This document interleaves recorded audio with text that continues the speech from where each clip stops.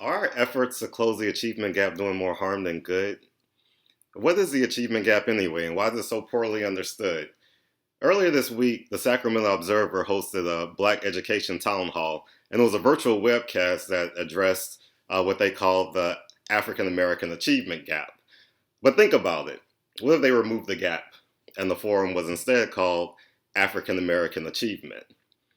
Now, doesn't that resonate a little bit better than achievement gap? What would happen if black people collectively just stopped talking about the achievement gap and started talking about achievement? And what's the difference anyway?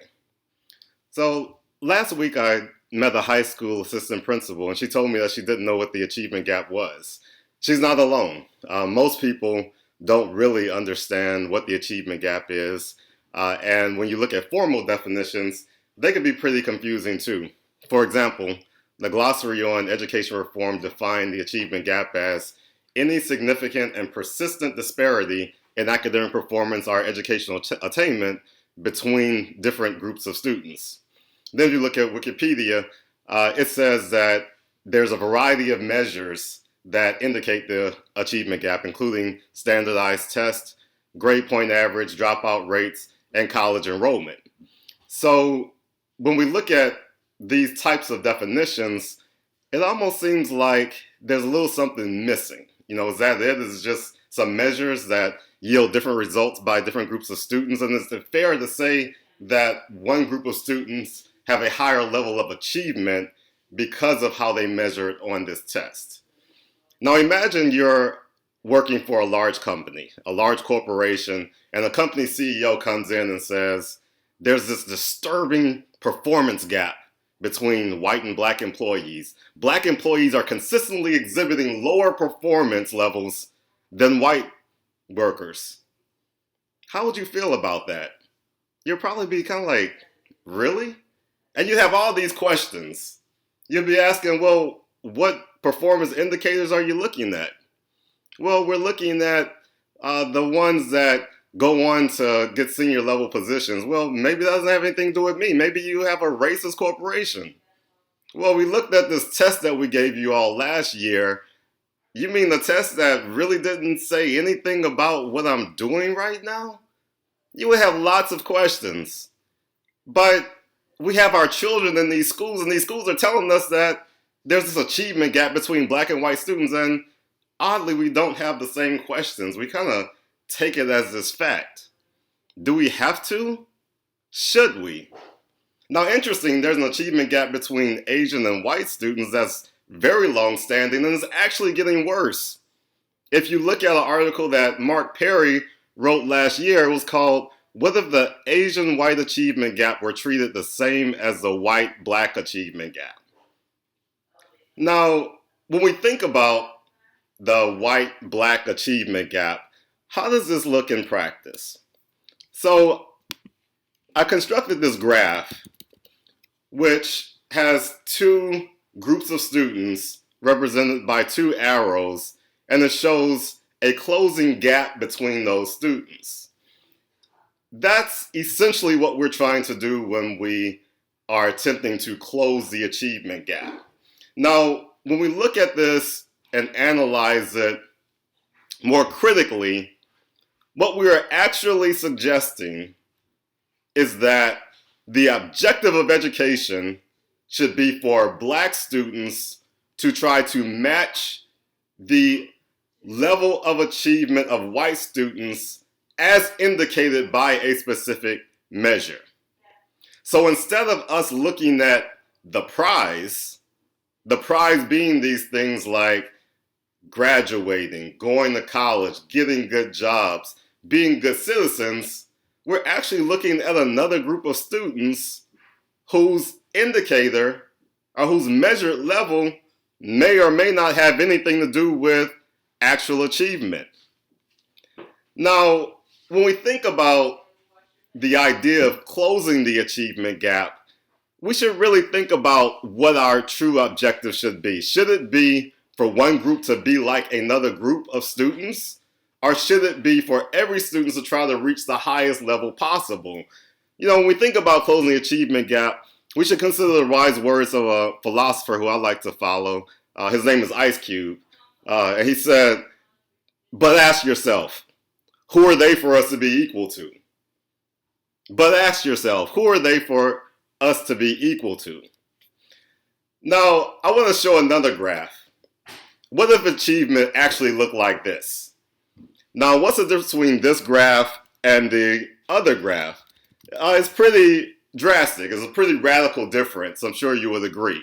Now, this one has two lines also, but one of them is a dashed line that just represents a measure that may theoretically have something to do with achievement, but we don't really have the scientific evidence to say for a fact that that single measure either has anything to do with achievement or has the type of relationship with achievement that it should be a primary thing that we look at.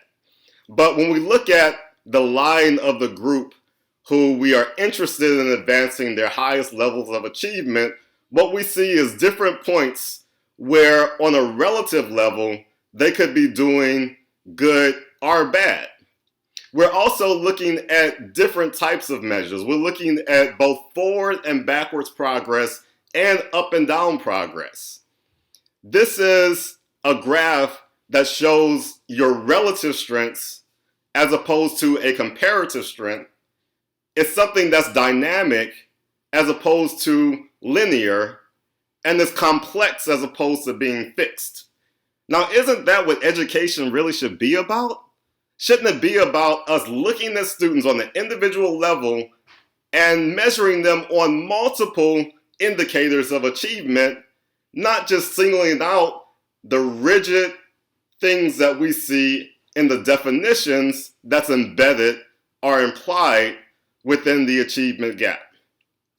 Now, it becomes very important that we understand data as we try to advance all students, Black students in particular, to their highest level of achievement.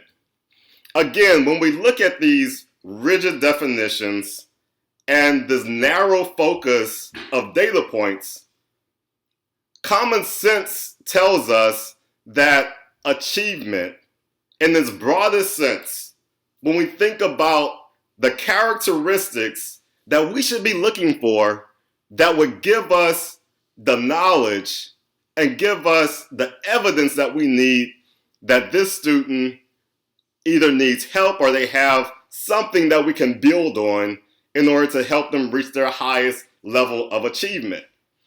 Now, this is a question that I get quite a bit because I can be very critical of standardized tests. And a lot of people think that standardized tests is a best indicator of achievement. Now, I disagree with that. But there is a fair question of, if we're not looking at standardized tests, what do we measure? Well, these are some of the things you can measure.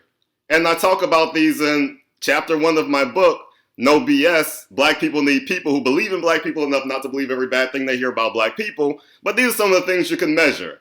Average attendance, collective GPA, participation in competitions like science fairs, spelling bees, and math competitions, suspension rates, student satisfaction surveys, curriculum reviews, teachers' total time in professional development, teacher credentials and certification, percent of students participating in extracurricular activities, percent of students who are in honors and AP classes, dropout rates, graduation rates, post-secondary placement, percent of students advancing to four-year colleges, number of home visits, frequency of contact with parents, counselor-to-student ratio, teacher-to-student ratio, administrative tenure, number of enrichment programs, age and quality of learning materials, time using technology, time spent participating in laboratory experiences, student merit awards given. All of these are things you could put a number on, and all of these could be a measure of achievement.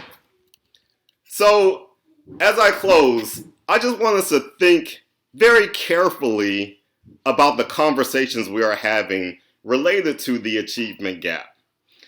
When I did some research on the history of the use of the achievement gap, it dates all the way back to the early 1900s. The first article that I could find using the words achievement gap was in 1974. So this is something that has been around for a very long time, and unfortunately, it won't go away unless we get rid of it. If you enjoyed this video, please subscribe. Follow me on the various social media platforms. Visit my website, tosin.com. Look forward to having more conversations with you all about some of these issues that's so important to the future of all children, African American children in particular. Thank you.